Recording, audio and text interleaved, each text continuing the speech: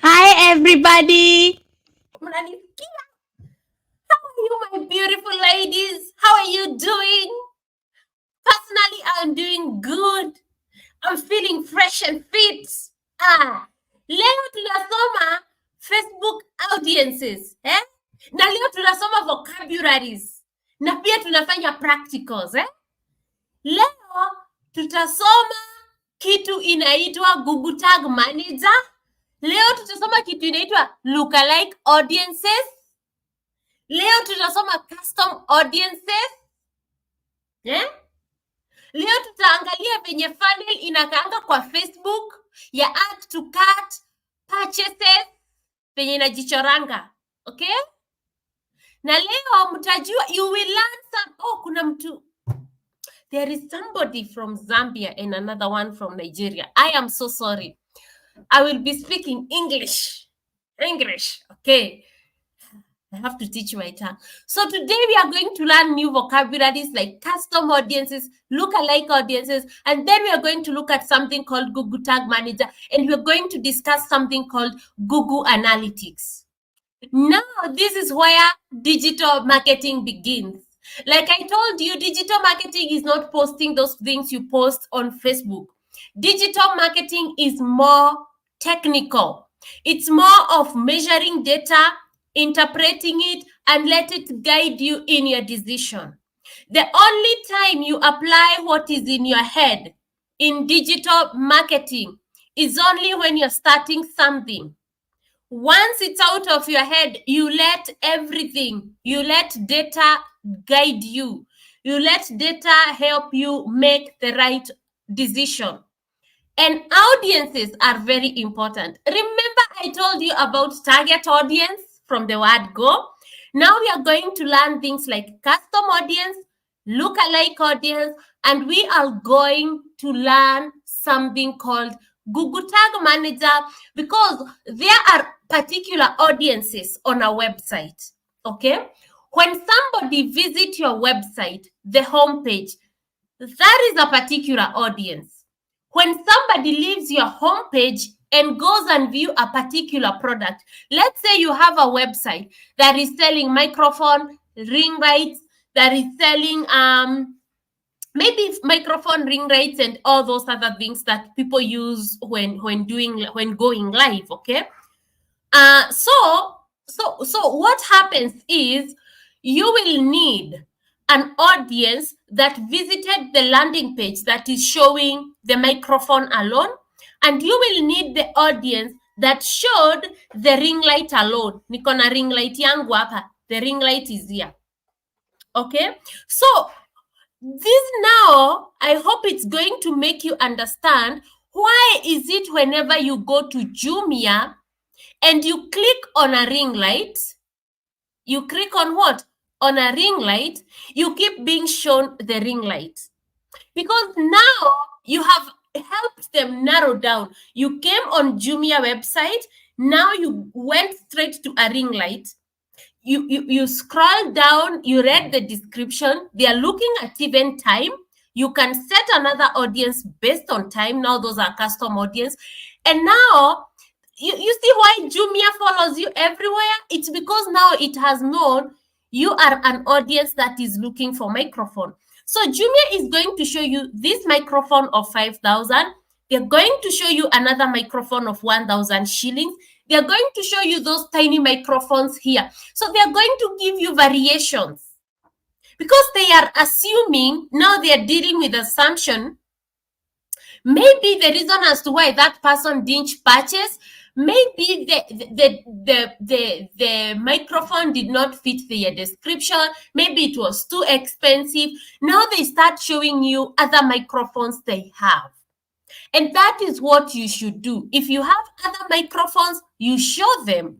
You show them of different prices. You show them of different colors. You know, there are those for gold here. Maybe they were looking at the black one.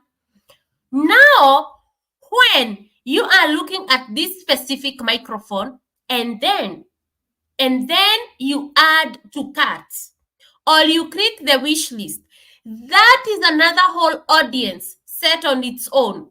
The wish list audience is on its own. The add to cart audience is on its own. Now that add to cart audience is the audience you keep telling, hey, let me give you 10% off. If you go to Apple Store, go to Apple, put a MacBook in a cart today and give it like 12 hours, they will give you a discount. Do the same on Amazon, they will give you a discount. Now that is where the sales start. And I told you today, you have to understand, I sent you a video today by Vuzi. His name is Vuzi Zambekwayo, something like that, from South Africa. He was talking about 3 totally different concepts that people don't understand. What? Off and on. What is happening? Are you for real, guys? Let me refresh. I come back. This is not right. Jane, you.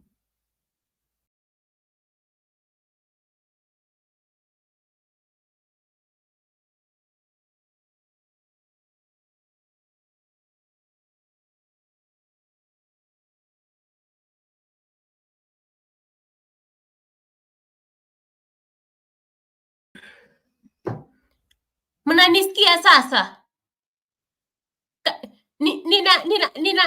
Niko na scratches. Oh my God. Yes, my network is very okay. I'm on 30 Mbps. Your sound is okay. Your network is okay. I'm on 30 Mbps, ladies. Okay, where was I? So, when somebody adds to cart, that audience is on its own and it requires different strategy. That is when you say marketing is enough. You put marketing aside. I told you, Vusi was speaking about 3 concepts: branding, marketing, sales, 3 different things. Na mimi nimewafunza 2 peke yake because I don't understand branding. I'm not a business consultant. I'm not of those. I just do digital marketing. And I told you in another class, I taught you, let me show you. You came 6 people because you thought what I was doing was Kohoradia. What is Kohoradia in English? Tell me, what is Kohoradia? Mwasiragene Kohoradia dira Horania. Teri Korugania. That is what you thought I was doing.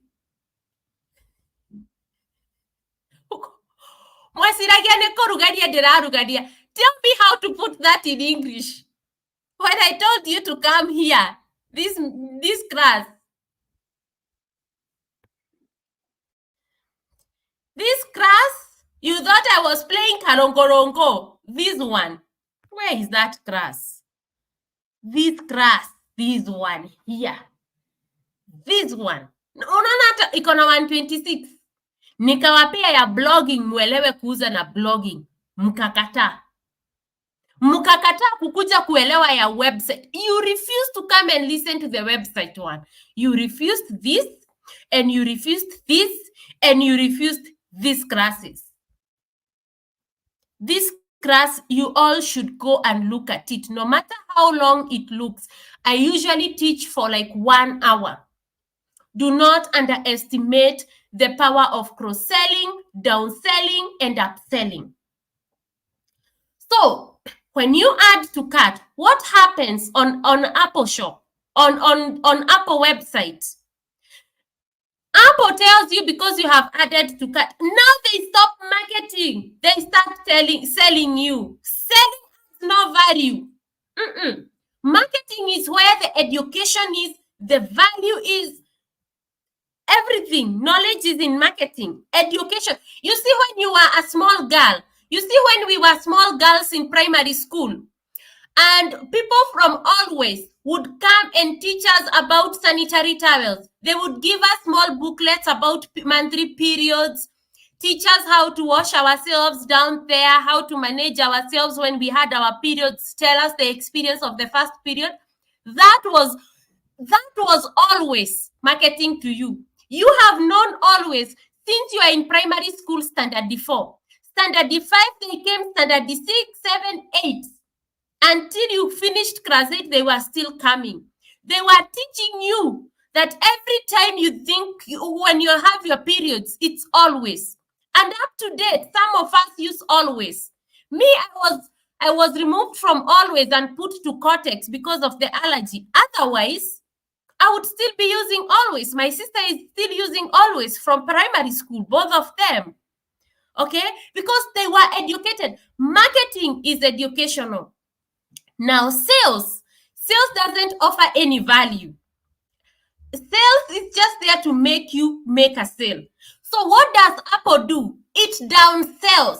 It gives you a discount. Downselling, it makes it less than the initial cost. Remember when we were in high school, marked price, sales price. Anything you learn in school applies in real life. Marked price, Mr. Juma has a boutique, and the marked price of the book is 100 shilling, but he sold it at 80 shilling. What percentage did he give in discount? 20%. Yeah, now Apple gives you 10%. It is now downselling you. When you buy MacBook, then you check out and you pay. Apple, no, you don't even have to pay first. Apple will tell you, buy this MacBook with this mouse, with this thing, with this thing. It is telling you this plus this plus this. If you go to Apple Store, if you go to Amazon, hey,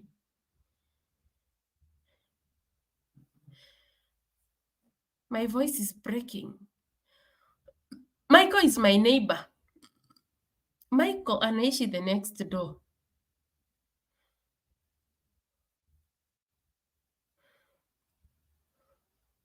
You know, the reason as to why I'm believing it's breaking, it's because I made a video mchana na ili break. Ilikuwa na shida. Let me refresh, I come back.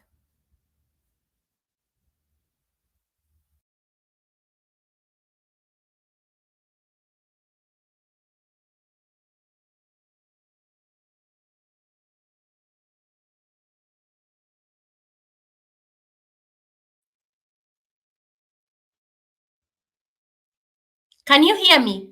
Can you hear me? Can you hear me? Can you hear me? Now, niambieni kama sahi mnanisikia. I'm very clear. Okay? So what happens is, Apple, what they do, they sell you MacBook, they sell you the mouse, they sell you something else. That is cross-selling. They have downsold you by telling you we are giving you a discount because you added to cart. Now they try to cross-sell you by selling you the MacBook, the mouse, the something else, and telling you other things about spaces. If you go to Apple Store, we are going to look at it. That is cross-selling. Now, after you buy, they try to sell you other things inside. They now continue upselling you. They do not offer anything educational. They just want you to buy. Remember the levels of a funnel. The AIDA funnel. Hey, what is AIDA? Can you tell me on the comment section the meaning of AIDA so that I can see if you are still remembering what I taught you? Let us look at Apple Store.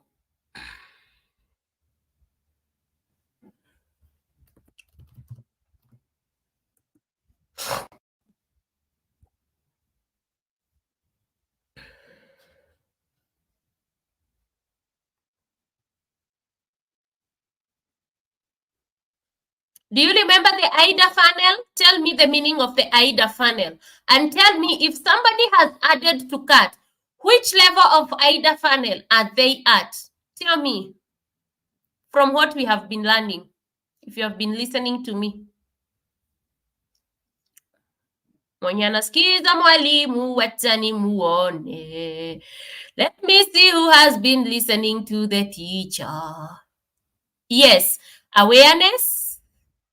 Awareness.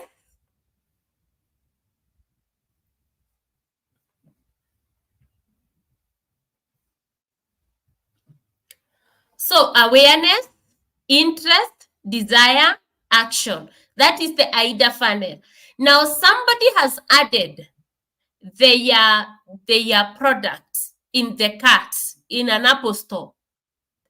Which level of the funnel do you think they are in?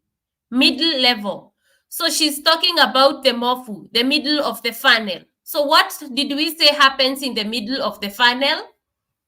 What did we say happens in the middle of the funnel? My students, my dear students, what did we say happens in the middle of the funnel?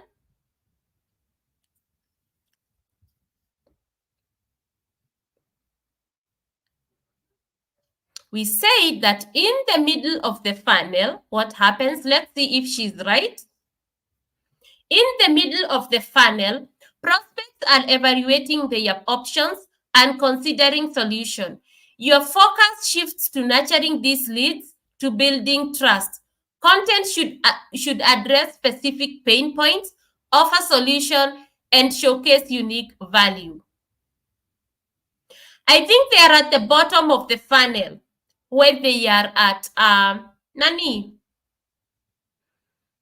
Enchanting Kids. They are at the bottom. Rinelda. They are at the bottom. Because look at what happens at the bottom of the funnel and look at what happens in the middle of the funnel. At the middle of the funnel, they are evaluating options. Okay, at the bottom of the funnel, the prospects are ready to make a decision because they have added to carts. So you aim to convert them into paying customers. You provide social proof, you provide incentives, and we said incentives come in form of discounts, special offers, those those things that say time, those things that tick time, those ones. Remember, are we on the same page? Do you agree with me on that? So how many here agree with me that when you add add to cart, it's for me it's bottom of the funnel, because at that level it's where you are given the coupon, the everything. Okay, so Rimelda, when we add to cart, is at the bottom of the funnel, and that is where we offer incentives. We give them a discount of 5%, then we give them another discount of 10% if they take 24 hours. So we are at the bottom of the funnel. But I can see, ninaona at least even if Imelda, I would wish Imelda would defend herself and tell us why it's middle of the funnel. But Imelda has tried. At least ninaona mnasikiza. I would rather have mtu anijibu anguke kuliko mtu aniambie hakumbuki. Okay? Excellent. Naona I can see mnakumbuka. Yes, I can hear you. Bofu. Bottom of the funnel. Bottom of the funnel. I agree 100%. Yes, madam. Thanks for correcting me. Yes, 100. Bofu. Yes. Yes, it's at Bofu. Yeah, 100 Bofu. Bottom of the funnel. Okay? So if we were to come to Apple Store and we look for an iPhone, we get an iPhone. I think I want to get a MacBook. MacBook Pro. Tired of my laptop. You know, the problem with Kenya is that you have to find a store. Huwezi add to cart. Acha nionyeshe nyingine inakuanga mzuri. Let us try to buy some tissue paper on Amazon. No, let us try to buy. Let us try to buy some sundown vitamin D3. I love sundown products. Higher. Let us see what they will try to cross-sell us with. You have to understand this is a multi-vendor website. The way you conduct marketing and product presentation. Hey. Website is a platform that helps you do product presentation. A multi-vendor website like Jumia and Amazon and Alibaba hizo zote, you cannot do the same product presentation the same way you do on your small website. Okay? So on your small website, you see, Amazon want you to buy from Sundown, but it's going to give you other alternatives from different companies. The goal of Amazon is to sell you. As much as they want the owner of that product to sell, their main goal is for them to make a sale. So they don't care which stall they market. Then they just show you other companies. But you, when you're selling, like let's say you have Jumpy supplements, vitamin C, vitamin D, vitamin D, vitamin C, B3, B12, B6 and B12, omega, whatever, collagen powder. So we say you take, you say you sell somebody vitamin C supplement. And then you tell them it goes together with glutathione. Glutathione does so well with, let's say you have Jumpy vitamin C supplements. It goes hand in hand with glutathione. And it goes hand in hand with another supplement. That is the way you're supposed to sell. Your supplements, they should complement the other ones. Don't do it like Amazon. Try to go looking for websites that are selling just for one company only and see how they sell. You will get what I'm saying. But just understand that Amazon is here to sell everybody. So let us look at tissue paper. Tissue paper, they might sell us serviettes, and they might sell us kitchen towels. Let us try to look at tissue papers and see. They usually sell down good, frequently bought together. Let me show you here. This now what you see here. This, I want this, but they are telling me this product here is usually bought together with this one and this one, and that it will cost me $71. Okay, so I add all three together. This is called cross-selling. Okay, cross-selling is whereby all those products complement one another. And ladies, if you buy a face wash, the nini ile ya kuosha makeup, you see the one you wash makeup, it goes hand in hand with what? Moisturizer or vitamin C. I don't know if you're getting my point. Acha nionyeshe kitu.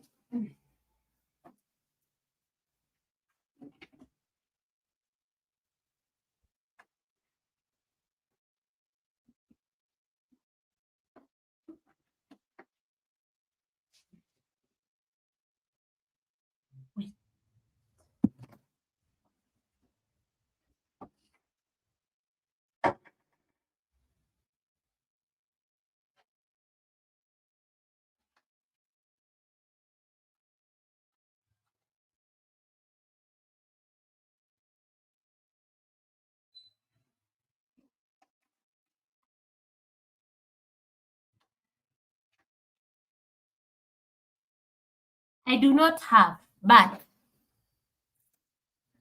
if you buy this, it goes hand in hand with the green one in the bathroom. I will not go to the bathroom because it has water. Kuna maji kwa bafu, nimetoka kuoga sahi. So, this one moves with the green one in the bathroom. So they complement one another. That is called cross-selling. So these people are telling you, if you buy this tissue, you buy this serviette, you buy this kitchen towel. They go hand in hand. That is the way you should make more sales. That is not now marketing. That is now selling. Selling aims at improving, increasing the revenue. Marketing aims at educating you about the product. Twehamwe, are we together? But I'm happy mnashika. I'm happy mnashika na mnakumbuka. So this is what we call cross-selling. Hata nimesahau kwenye tulikuwa. So if I came here and added to cart, and probably come tomorrow,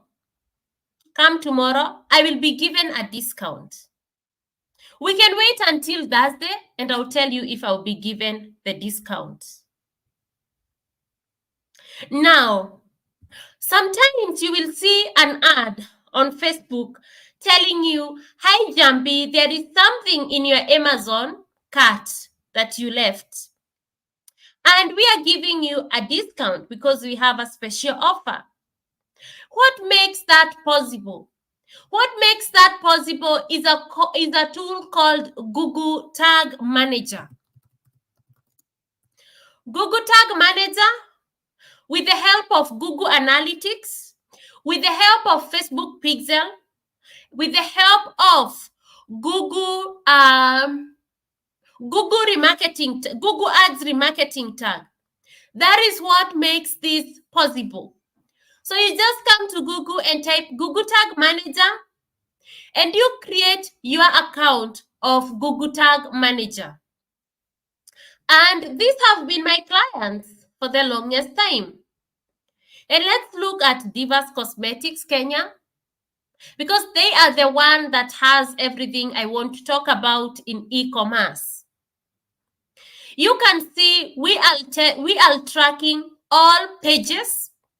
So if anybody visit any page for their website, remember this is for website, we will be able to track that they visit any page they visit, we track it. We are able to track add to cart. You can see I was doing this. I set these things 2 years ago. I set up this 2 years ago. I told you I do not pull information out of my butthole and feed it to you. I do not give you shit. I do not go and get information from other people's YouTube channel. I use what I have done. 7 years of knowledge. That is what I'm going to hand you over. So take everything I tell you seriously. So anytime you see add to cart, you added to cart, and then, you see that advertisement on Facebook telling you, hiya. Now, I want you to note, there is that one that comes in your email telling you add to cart. That is a different remarketing set on your email automation. And now I want you to understand the one that keeps following you when you're on Truecaller, the ones that keep following you when you're on YouTube, the one that keeps following you when you're on Facebook, when you're on Google, when you're reading a blog on Tuko, telling you have something in your cart. It is usually done here. Who knew about Google Tag Manager? In the comment section, let me know who knew about Google Tag Manager. Niambieni. Tell me and tell me the truth. Niambieni na mniambie ukweli.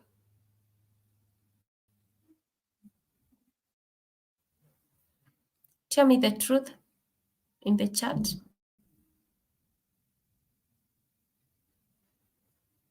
I want to do a poll.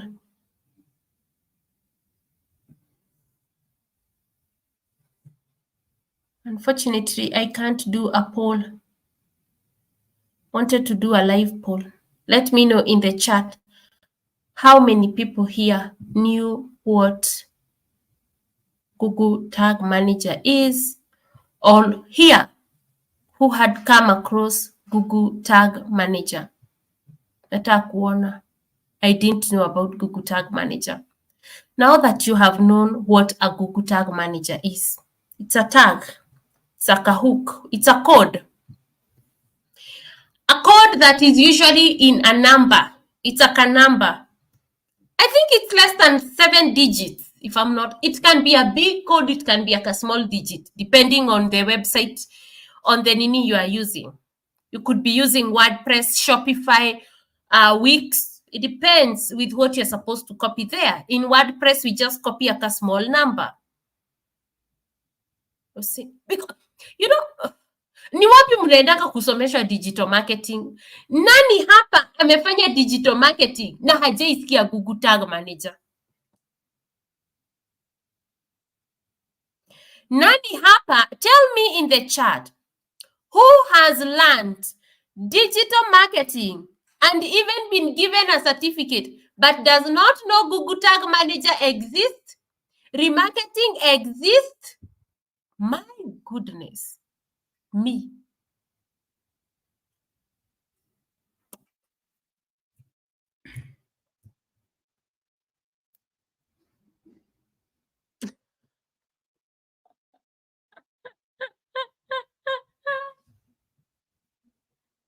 I actually thought someone is spying on me. Baby girl, they are tracking your data.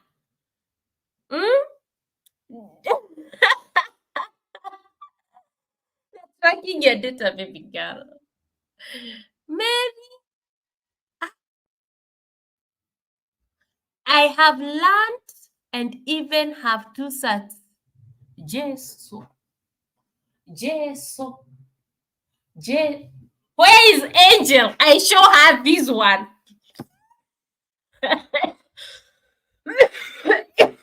Niko na homa. Where is Angel? Guy, John is not coming. Let me show Angel this one. Where is she? Acha nimtafute. Angel, where are you? Let me show her. Let me send her this one. Let me take a photo.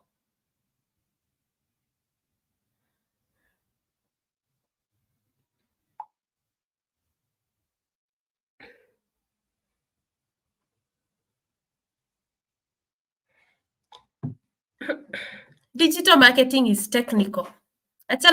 You can post, you can run ad, but if you're not tracking data, it's useless. It's useless if you don't have your audience and you have not segmented them. It's useless if you do not even understand which stages your customers are in. When a customer is at initiate checkout or add to cart, that customer is very different from the one who has visited your page. That is why on Google Tag Manager, there is a very clear distinction. The tag distinguishes add to cart, page view, initiate checkout, wish list, and it need transaction. This is purchase. The e-commerce event tag.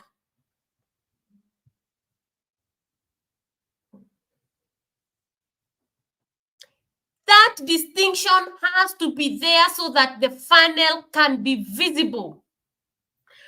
What am I saying? The funnel can be visible. When customer, wacha nitoe hii kwanza. Many customers are up here. How do I make this one look equal? When customer, wait.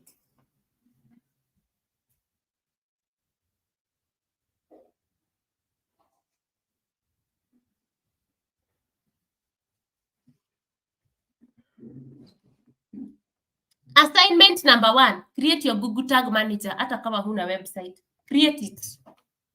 Create it.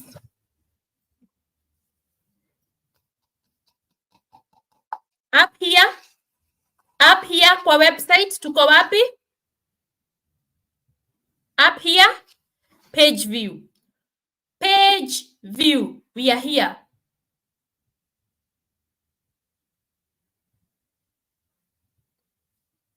Here, page view. Add to cart. Hapa hivi inaenda ikiteremka. Cause it should have product view. It should have page view. Then it should have product view. Then after product view, it should have it should come here, it should be here, this level. It's add to cart. Then we initiate checkout. We are down here. Then what comes out here? What do we pull out here? What do we pull out here? The sale. This is the sale. You see, it's small. It's usually small. This is now the transaction. The event tag. And you can see they have different colors. This event, the triggers. Because you have to fire a trigger. The same, this funnel is drawn on your Facebook Ads Manager account. The same funnel is drawn on your GA4 account, Google Analytics 4 account. Hata hiyo inachora hivyo. It draws the funnel. The Google Ads itself, it draws the funnel. Twitter and TikTok zote zinakuchorea the funnel. Inachora, itakuchorea ikuonyeshe the funnel itself inajieka. Kwani? Who is this who teach you people digital marketing? Niereke AIDA mwire. Munaendanga wapi? Sasa mtu akijua kupost Facebook na kucreate page ya Facebook, digital marketer, expert, data tracker. Data, you cannot track data kama hujui Google Data Studio. You cannot, sorry, not Google Data Studio. You cannot track any data if you do not understand Google Tag Manager, Google Analytics, Facebook Pixel, Bing. Inaitangwaje ile ya Bing? Inaitangwaje? You cannot track without UTM parameters. Don't try to ask. This internet is full of, I'm telling you, I'm going to work hard. This thing will go viral. I'm tired of seeing people being lied to. I'm tired. Yani mtu, unaonanga LinkedIn, somebody calling themselves data-driven digital marketer. Go to ask them, data-driven. They do not even know what Data Studio is. They do not know what Google Tag Manager is, because that is where you're supposed to tag all your nini. All your activities in a website. How much? They don't.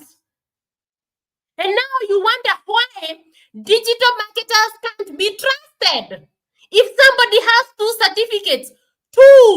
certificates, na hajui Google Tag Manager, na ni digital marketer. Digital marketing is in the technicality and the creativity you have to play with the words and nini. See, kupost too. My goodness. My God.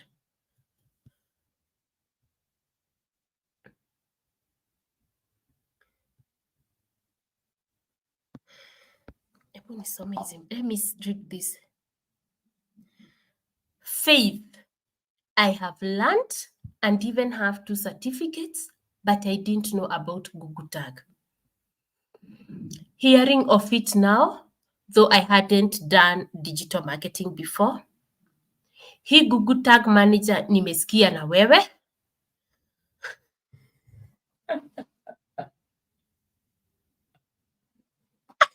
Sweetheart, you deserve that refund. You deserve your refund. Hey, I love these live classes.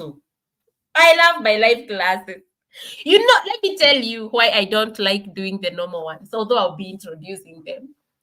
Because when somebody goes on YouTube to look for Google Tag Manager, they already know Google Tag Manager exists. Now, with the live classes, you get to interact with students and now get the actual information from your target audience, because this is my target audience, people who know nothing about digital marketing. Okay, so you get everything you need from the right people.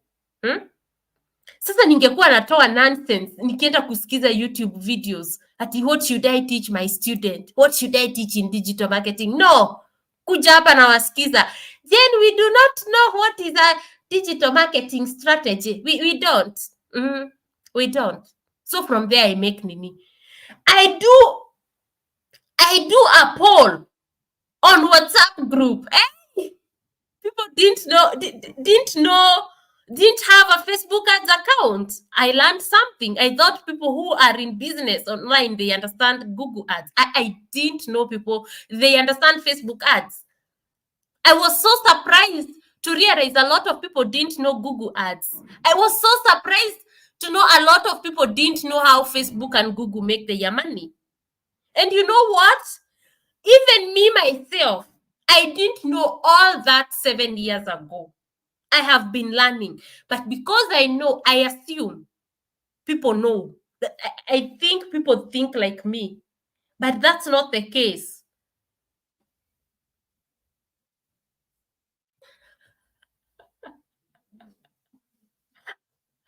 Motai, see, Janet is saying I did digital marketing with AIDA, but seems I know less. Guy Mwadhani.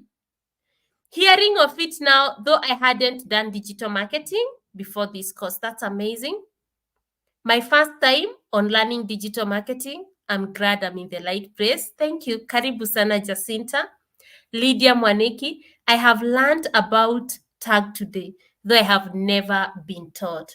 Wow, this is wonderful. At least I'm happy. Thank you. We, hata hatujaingia kwa na inaelekea 46 minutes. So,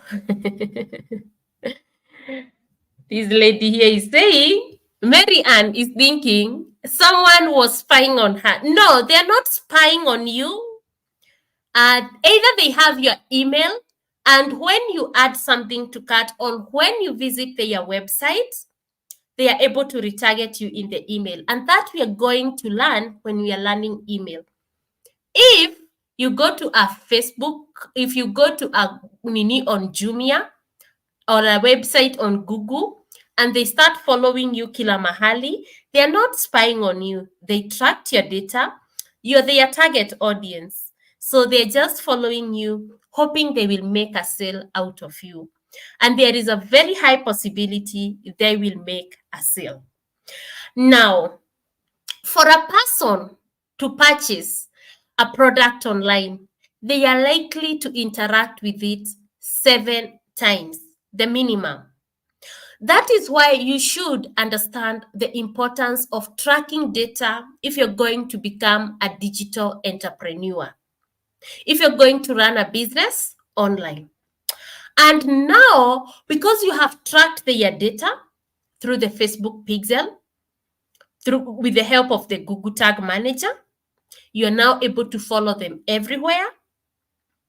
You're able to remarket them. You know, kitambo, we would just keep calling people, tell them, hi, do you still remember this and that? Now you don't have to do that. You just have to keep remarketing and remarketing over and over again. I hope tumeelewanwa hivyo. So when you keep seeing an ad over and over again, they are remarketing. If you keep seeing them sending a message for you, even SMS, they keep reminding you, they are remarketing. They just tracked your data, they grabbed it, they kept it somewhere, and they did something called automation. If it's on SMS and email. And we're going to look at those things called automation, because you have to learn email automation, you have to learn SMS automation, you have to learn workflow management, all those things. Now let's go to Fiverr and look at some of the things you can do with Google Tag Manager, how you can make money with Google Tag Manager, because a lot of you are in my inbox telling me, oh, oh, I'm dying of unemployment, oh, this and that, show me something I can make money. Go today before you sleep, set up Google Tag Manager. Then go to Fiverr.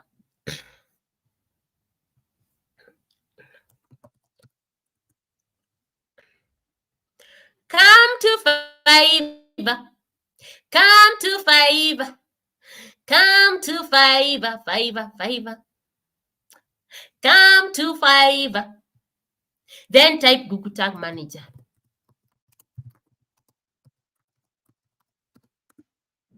Go to Upwork and type Google Tag Manager.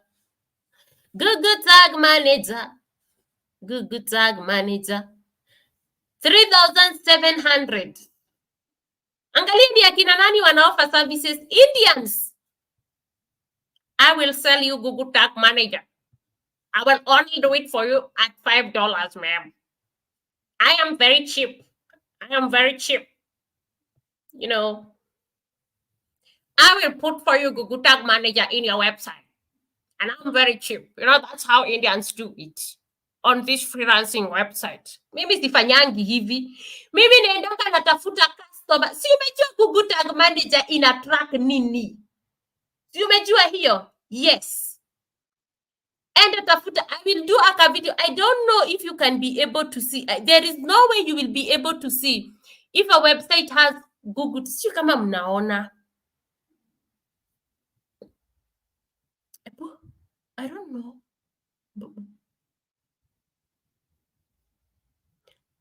Can you see on my website here? Can you see this thing? Can you see the no here? You see? Can you see here? Can you see something with a tattoo?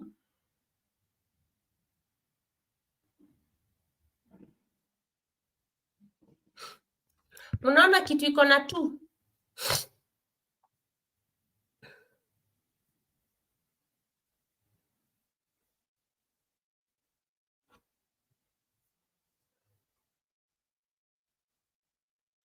You can't see that drop down. Hamuioni.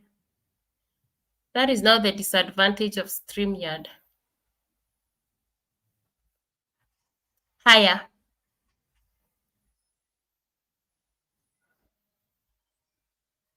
On my website, can you see something that has a 5? This 5 and another 2. Now, those are the tags.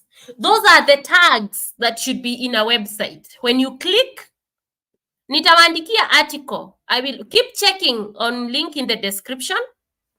So on this classroom, on this class here,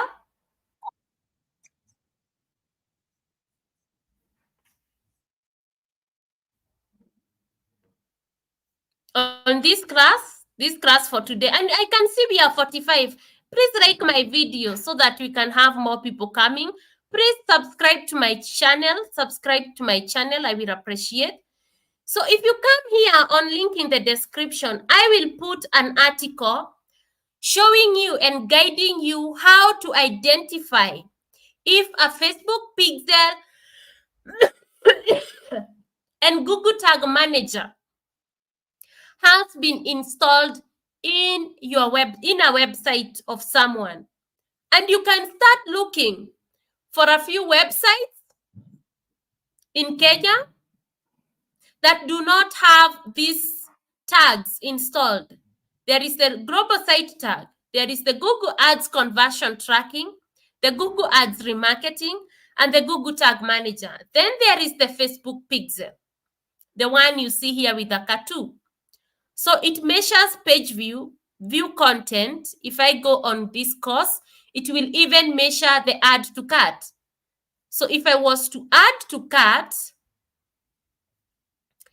it would show here I am trying to button click automatically detected. I will click a videos where the screen recorder captures all this information because you cannot see it.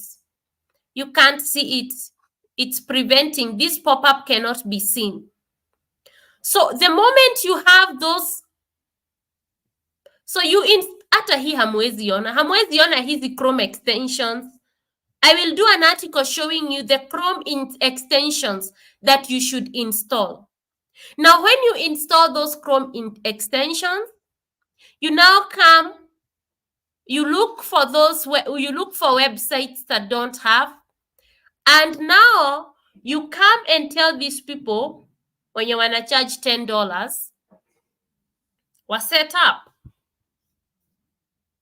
So we utaenda ucharge customer, you look for the new one, mwenye anaanza kazi, mwenye hana review, mwenye analipisha $5 na anafanya kazi kama yote.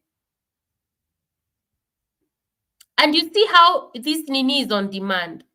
So this is what I usually do. I usually come look, mwenye amenifurahisha ndiye atanisetia app, takuja nimlipe, but I've charged the client some good money. You see, they will set for you the e-commerce tracking, the analytics, the tag manager. If you can learn to set it up, you can be charging this. You look at how they are doing the premium one. You can be charging this, or you can charge a customer.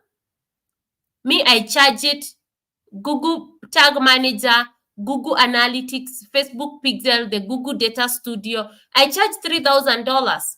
I come here, I pay them like $500 and they do the work, and then I go to my business. So that's how I just do business. Because me nimepata customer. It's me who has convinced the customer, and it's me who has done the heavy lifting. So that's the Google Tag Manager. That's why you are tracked. So do this assignment. Set up Google Tag Manager. Come to YouTube. Understand what Google Tag Manager is.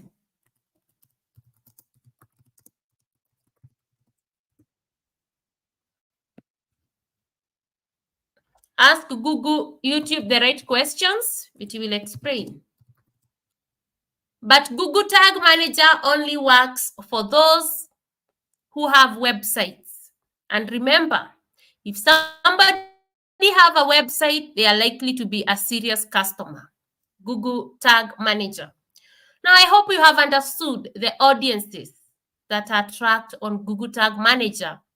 We have said these are the audiences: the add to cart, the wish list, the transaction, the initiate checkout, the page view, the product view, and the add to cart.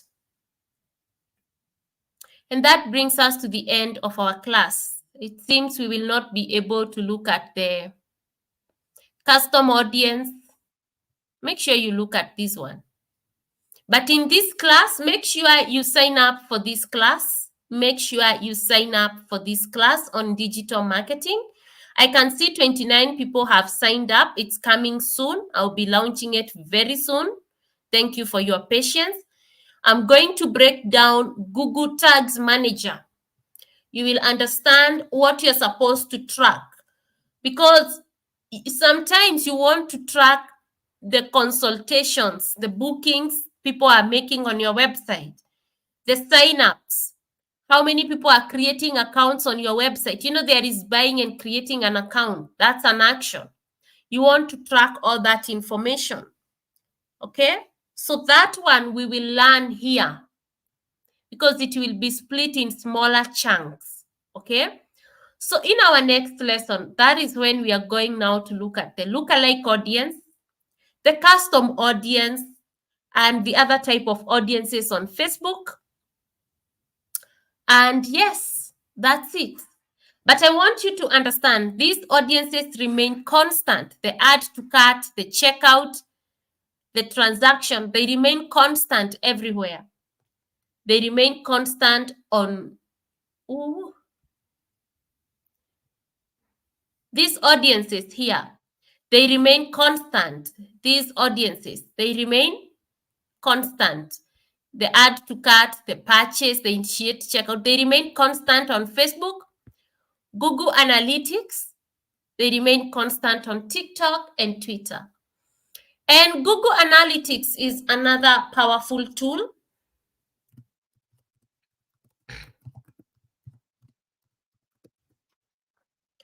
Google Analytics is another powerful tool that goes hand in hand with Google Tag Manager. Google Analytics is where you store all data.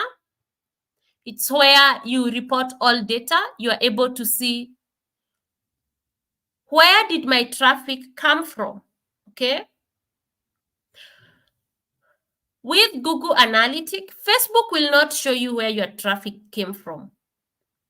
Google Ads will not show you where your traffic came from.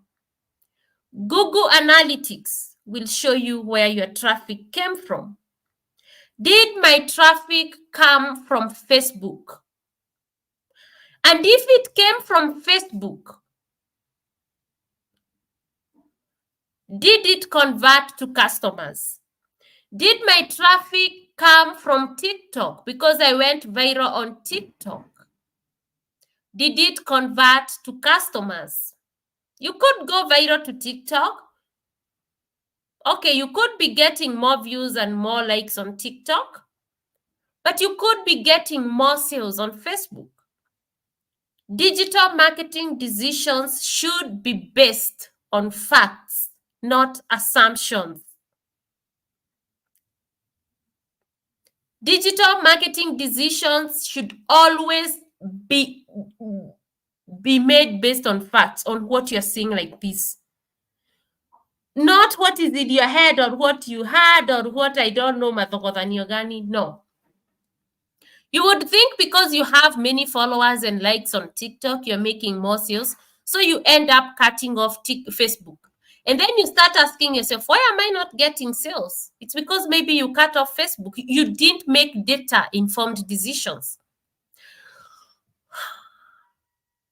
So in Google Analytics, data from social media is usually data from social media. And sometimes, yes, it can narrow down to Facebook, to TikTok, but it cannot show you if the conversion came from the comment section, the DM, a group. So what you do in that case, you use something called a UTM parameter. So what is a UTM parameter? When you're doing marketing, let's say you are letting people sign up, buy your product on your website using a particular link you're posting in the comment section or you're sending to people in DM. It should be put in something called a UTM parameter builder.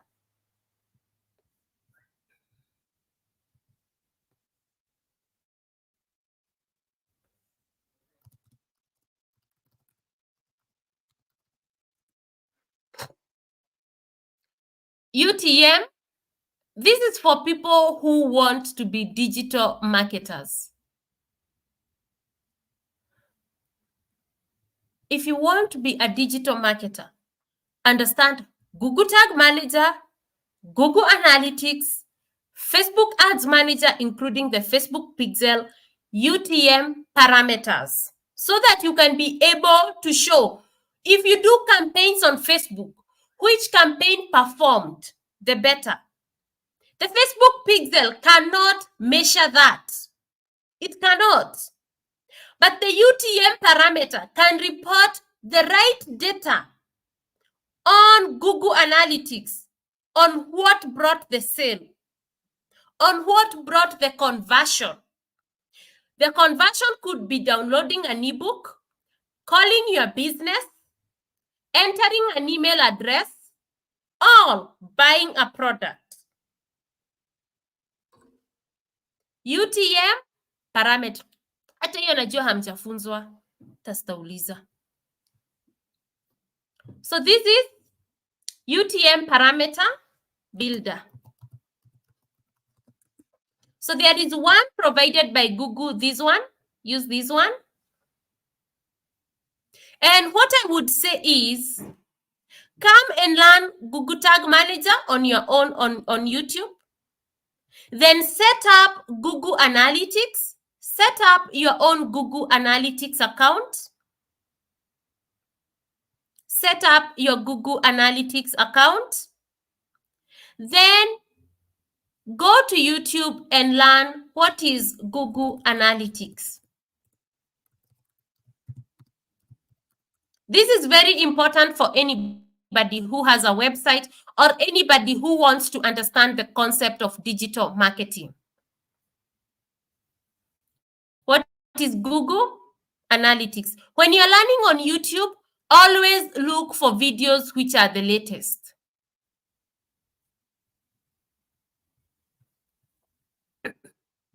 Always look the latest ones, 5 months, 10 months.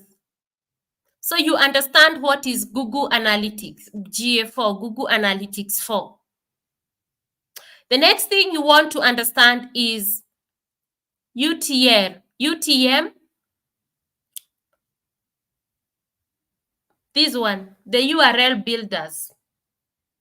Because you always put the website link, the name of the campaign. These things mtaenda don't be hard on yourself. Mtaelewa campaign ni nini tukianza kufanya ads.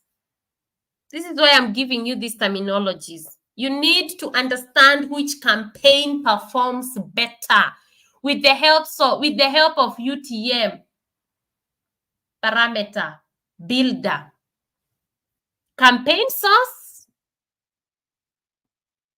campaign medium, campaign name, campaign term, campaign. Yeah. I don't want to make things harder for you. I want you to understand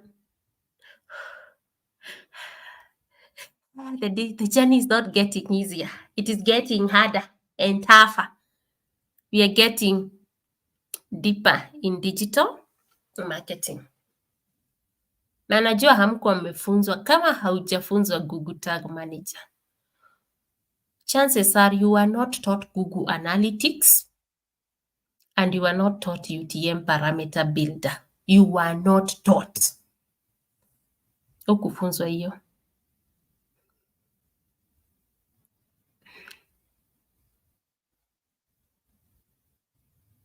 Lydia Mwaneki, I have learned about tag today, though I have never been taught. Helen, Rimelda, Motai. Woi, naambiwa ni Zoom. Woi, nikitry kuzoom haiwezi itikia, imekataa. I was trying to zoom it, it refused. This is the first time I'm hearing about Google Tag Manager in my digital journey. Thank you for being authentic, Jen. Thank you. Do not trust people who call themselves digital marketers. A lot of people know nothing. Nothing. It's on the Daily Learners website. It's here.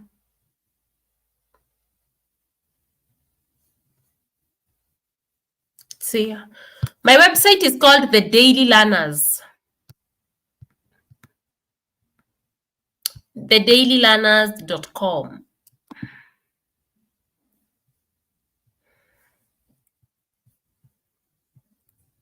On Thursday, we will learn. I had to bring those terminologies so that you can understand some things that you expect on the way as we learn the audiences on Facebook. If you have a question, come up here. Nimewekea link. The link of my class here. And then we have, come join me here and ask me questions.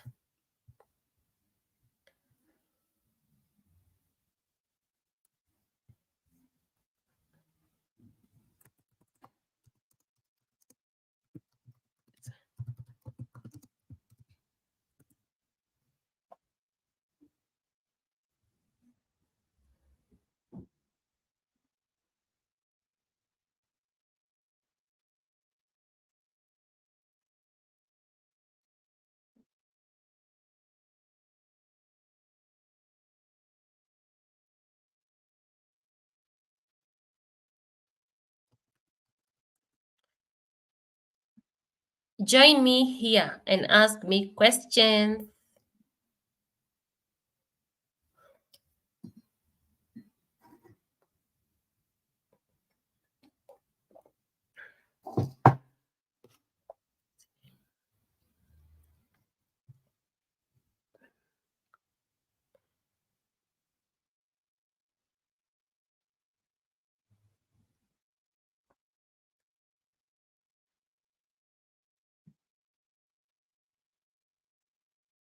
Anybody with a question? Ladies, in the chat. We are 30 people in the class. Michael Kifue.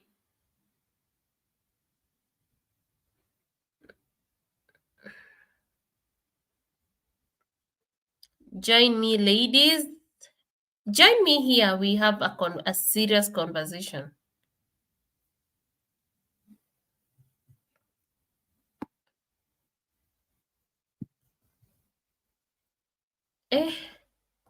I'm shocked.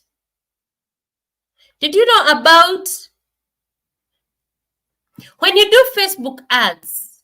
How do you distinguish which ad has given you results? Like, how do you distinguish the ad that has brought you sales? Like, how do you? It's like we live in two different.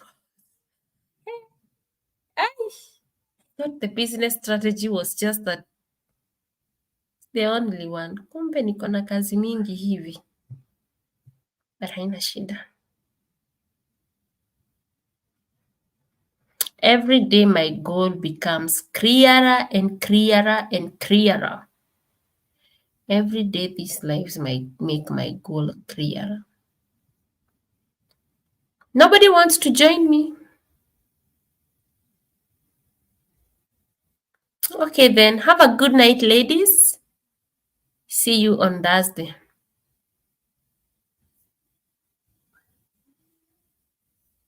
Take care.